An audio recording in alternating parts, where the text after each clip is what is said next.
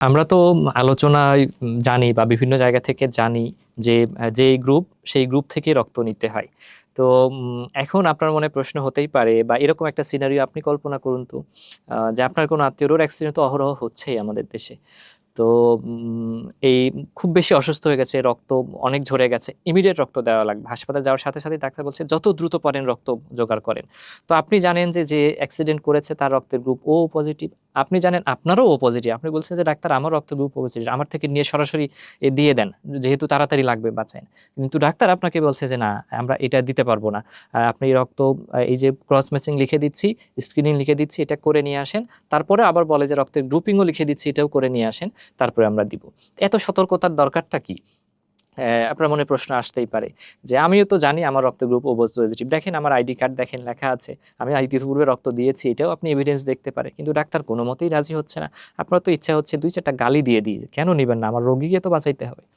তো এক্ষেত্রে আপনার অনুভূতিকে আমি সম্মান করি, আপনার মনে এই প্রশ্নটা আসা খুব স্বাভাবিক। কিন্তু দেখেন, এটা সম্পূর্ণভাবে রোগীর জীবন বাঁচানোর স্বার্থে। ইয়েস, আপনি যে জীবন বাঁচানোর জন্য মরিয়া হয়ে আছেন, ঠিক একই কারণে ডাক্তারও আপনাকে এই ক্রস ম্যাচিং এর সময়টা চাচ্ছেন। কেন চাচ্ছেন?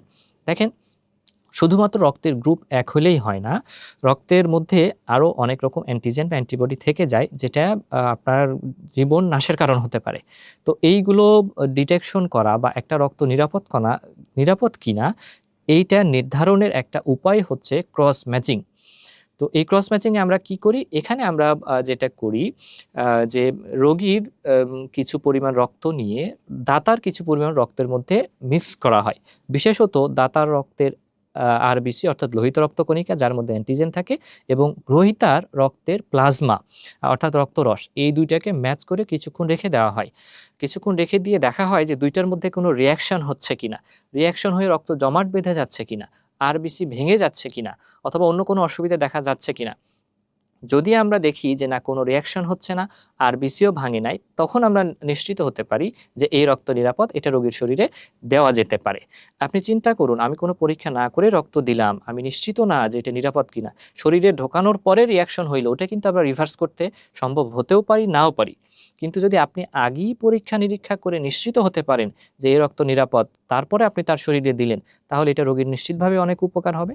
এই জন্য আমরা ক্রস ম্যাচিংটাকে বাধ্যতামূলক বলি।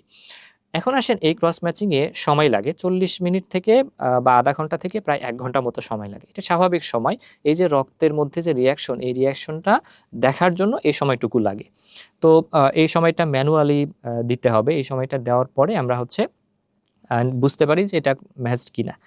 কখনো কখনো বেশি লাগতে পারে, সাধারণত এর চেয়ে বেশি লাগে না, তবে কিছু ক্ষেত্রে লাগতে পারে। যেমন ধরেন, কেউ হয়তো দীর্ঘমেয়াদী অসুস্থ, অথবা আপনার এরকম কিছু যিনি পরীক্ষা করছেন ল্যাব টেকনিশিয়ান, তিনি দেখলেন যে সম্ভবত কোনো ছোটখাটো বা কিছু অ্যান্টিবডির উনি উপস্থিতি বুঝতে পারছেন। তো কিন্তু কি ধরনের অ্যান্টিবডি এটা নিশ্চিত হওয়া যাচ্ছে না, রিয়াকশন করছে।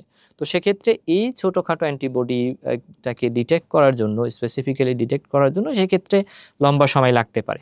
তবে আমাদের দেশে সাধারণত 40 মিনিট থেকে 1 ঘন্টার মধ্যেই এই পরীক্ষাটা করে তারপরে রেজাল্ট দিয়ে দেয়। এটা গেল হচ্ছে ক্রস ম্যাচিং এর কথা।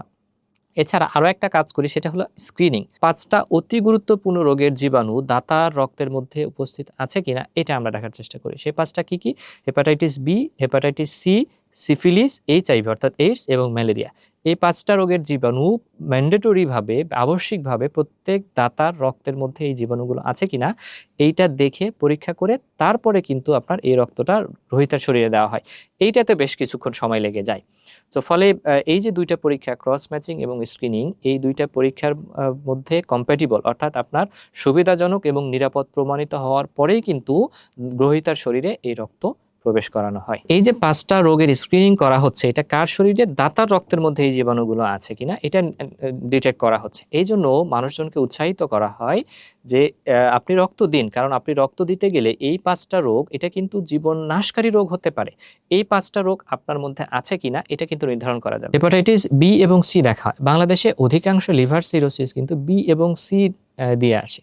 এই যে বি এবং সি আপনার শরীরে ঢোকার অন্যতম একটা মাধ্যম হচ্ছে, আমরা সেলুনে যাই, সেলুনে যে আমরা শেভিং করি অথবা চুল কাটানোর পরে যে রেজর এবং ব্লেড ইউজ করি, এই ব্লেডটা কিন্তু একটা অন্যতম মাধ্যম হেপাটাইটিস বি ছড়ানোর।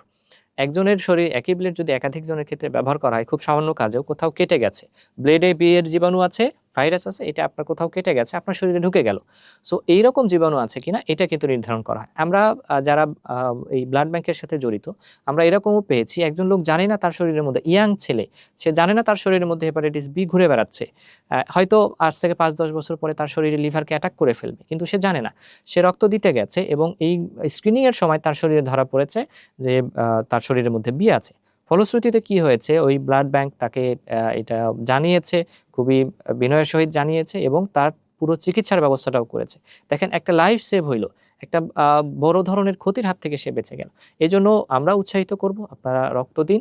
দাতা গ্রহীতার তো উপকার আছে, বরং আপনারও বেশ কিছু উপকার আছে।